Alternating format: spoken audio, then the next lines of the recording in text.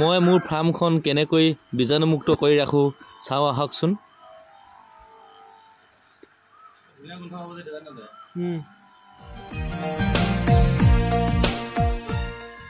এই গাহৰি গঁৰালত মাৰিবৰ কাৰণে দৰৱ মিক্স কৰিছোঁ। এয়া চেট্ৰনেলা, ইয়াত আছে পটাছ, এয়া ফেনাইল আৰু ইয়াত বুটাছ, যোনটো বুটাছ বুলি কয় এইটো পোক মৰা দৰৱ। ইয়াত বেলেগত মিক্স কৰি দিছোঁ মানে এইটো মিলাই এই 4টা দৰৱ মিলাই পিনে একেলগত কৰি মাৰি দিম। তেতিয়া গঁৰালটো গোন্ধাব, ধুনীয়া গোন্ধাব, পোক পৰুৱা যাব, মাখি যাব। চেতনা দিলে এইটো দিলে ধুনীয়া গোন্ধাই থাকিব। এইটো ফেনাইল, এইটো পটাছ আৰু ইয়াত বুটছ আছে, কিন্তু ইয়াত মানে বেলেগত ভাল আছে। সেইটো বটলটো বেয়া হ'ল, ডাঙৰ বটল আছিলে।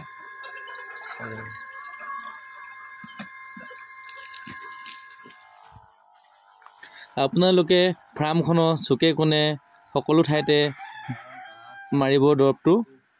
গাহৰি গাত মাৰিলেও একো আপত্তি নহয়, বৰঞ্চ খুজুলি, খৰ খজুতি, মহ দাহ, ওকণি যি থাকে সকলোবিলাক গাৰ পৰা আঁতৰি যাব।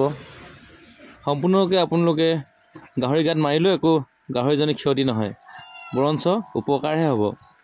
চুকে কোণে সকলো ঠাইতে মাৰিলে মহ দাহ সকলোবিলাক নাইকিয়া হ'ব ফাৰ্মখনৰ পৰা।